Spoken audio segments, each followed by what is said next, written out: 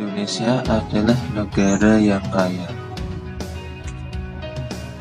terdiri dari berbagai provinsi dan kota yang tersebar di beberapa pulau. Indonesia adalah sebuah negara. Sebuah negara pasti memiliki bentuk, sistem, dan kekuasaannya. Jadi kali ini kita akan belajar mengenai apa bentuk dari negara Indonesia, bentuk pemerintahannya, sistem pemerintahannya, dan juga bagaimana pembagian dari kekuasaannya.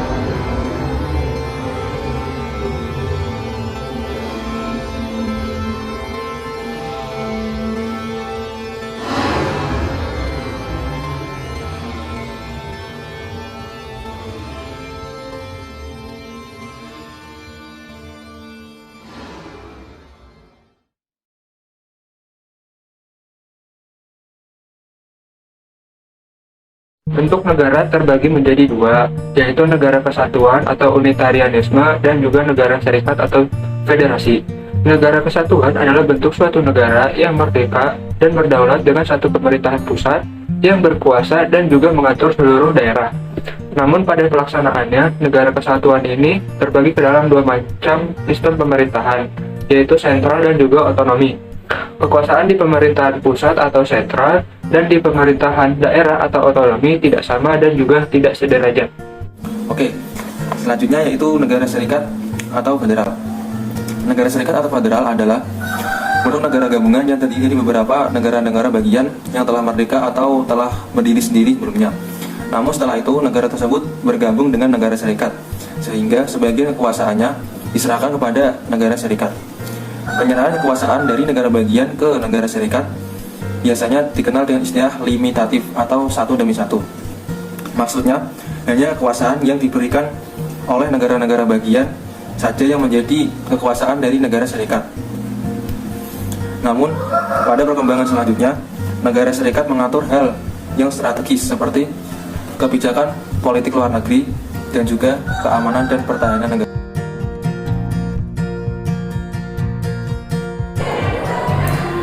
Bentuk pemerintahan adalah suatu politik yang digunakan untuk mengorganisasikan negara dalam menegakkan kekuasaan atas suatu komunitas politik atau secara singkatnya bentuk penyelenggaraan pemerintahan. Bagaimana bentuk pemerintahan itu dijalankan melihat negara dari dalam. Pembagian bentuk pemerintahan itu ada tiga, yang satu monarki atau kerajaan, yang kedua oligarki, yang ketiga republik. Pasal 1 ayat 1 Undang-Undang 1945, negara Indonesia adalah negara kesatuan yang berbentuk republik. Hal tersebut dapat disimpulkan bahwa bentuk negara Indonesia adalah kesatuan, sedangkan bentuk pemerintahannya adalah republik. Bentuk republik terbagi menjadi tiga macam, yaitu republik absolut, republik konstitusional, dan republik parlementer. Bentuk pemerintahan Indonesia adalah republik konstitusional. Dalam sistem republik konstitusional, presiden memegang kekuasaan kepala negara dan kepala pemerintahan. Meski begitu, tetap didampingi dengan sistem pemerintahan demokrasi dan sistem presidensial.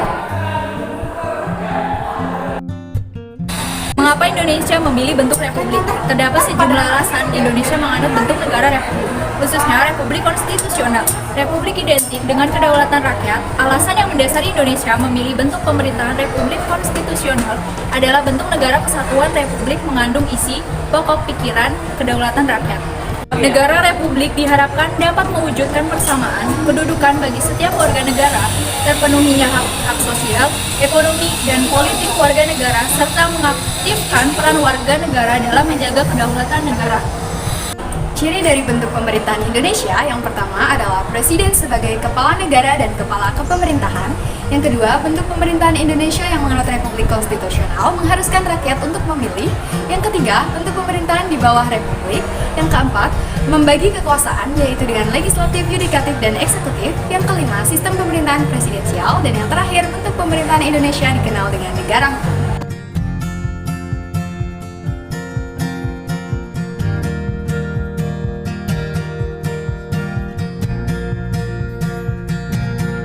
Sistem pemerintahan Indonesia saat ini menganut sistem presidensial, di mana adanya pemisahan kekuasaan yaitu eksekutif, yudikatif, dan legislatif yang berdasarkan prinsip checks and balance yang tertuang dalam konstitusi.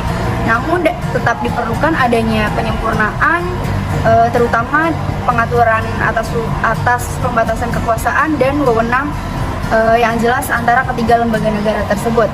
Menurut pasal 1 ayat 1, negara Indonesia adalah negara kesatuan yang berbentuk republik. Dengan demikian, bentuk negara Indonesia adalah kesatuan, sedangkan bentuk pemerintahannya adalah republik. Pokok-pokok sistem pemerintahan di Indonesia. 1. Bentuk pemerintahannya yaitu republik, sedangkan sistem pemerintahannya yaitu presidensial. Kedua, presiden adalah kepala negara sekaligus kepala pemerintahan. Ketiga, menteri diangkat oleh presiden dan bertanggung jawab kepada presiden. Keempat, parlemen terdiri atas dua bagian yaitu DPR dan DPD. Kelima, kekuasaan yudikatif dijalankan oleh Mahkamah Agung dan badan peradilan di bawahnya. Jadi, sistem pemerintahan negara menggambarkan adanya lembaga-lembaga yang berjalan saling berhubungan satu sama lain menuju terciptanya tujuan penyelenggaraan negara. Lembaga-lembaga negara dalam suatu sistem politik meliputi 4 pokok, yaitu eksekutif, birokratif, legislatif, dan yudikatif. Selain itu, terdapat lembaga lainnya atau unsur lainnya seperti parlemen, pemilu, dan dewan menteri.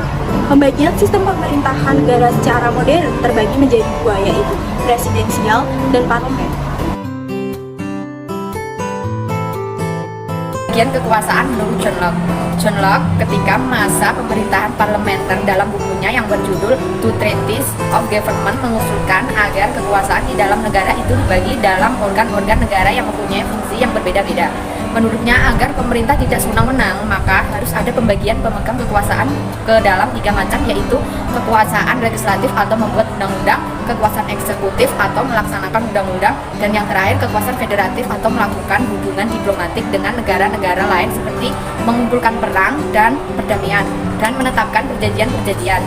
Pembagian kekuasaan menurut Montesquieu dengan teorinya trias politica yang tercantum dalam bukunya L'Esprit de Lois selaras dengan pikiran John Locke, membagi kekuasaan dalam 3 cabang, yaitu kekuasaan legislatif sebagai pembuat undang-undang, kekuasaan eksekutif sebagai pelaksana undang-undang, kekuasaan yudikatif yang bertugas menghakimi. Dari klasifikasi Montesquieu inilah dikenal pembagian kekuasaan negara modern dalam 3 fungsi, yaitu legislatif dan eksekutif, dan yang terakhir yudisial. Mekanisme pembagian kekuasaan yang dilaksanakan di Indonesia dibagi secara vertikal dan horizontal. Mekanisme pembagian kekuasaan yang dilaksanakan di Indonesia secara vertikal, pembagian tersebut adalah seperti yang dijelaskan pada Undang-Undang Pasal 18 Ayat 1 Undang-Undang Dasar. Dalam pasal ini dijelaskan secara jelas mekanisme pembagian kekuasaan yang dilaksanakan di Indonesia secara vertikal itu dimulai dari urutan kabupaten atau kota, provinsi, hingga di pusat. Jadi pemerintah pusat memiliki kekuasaan yang lebih tinggi dari provinsi maupun kota. Mekanisme pembagian kekuasaan secara horizontal yaitu 1. Kekuasaan legislatif, 2. Kekuasaan konstitutif, 3. Kekuasaan eksekutif, 4. Kekuasaan yudikatif, 5. Kekuasaan inspektif, 6. Kekuasaan moneter.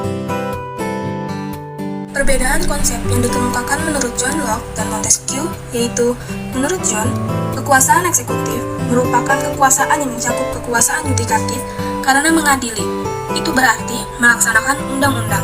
Sedangkan kekuasaan federatif merupakan kekuasaan yang berdiri sendiri. Menurut Montesquieu, kekuasaan eksekutif mencakup kekuasaan federatif karena melakukan hubungan luar negeri. Itu termasuk kekuasaan eksekutif. Sedangkan kekuasaan yudikatif merupakan kekuasaan yang berdiri sendiri dan terpisah dari eksekutif. Pada kenyataannya, sejarah menunjukkan bahwa cara pembagian kekuasaan yang dikemukakan Montesquieu lebih diterima.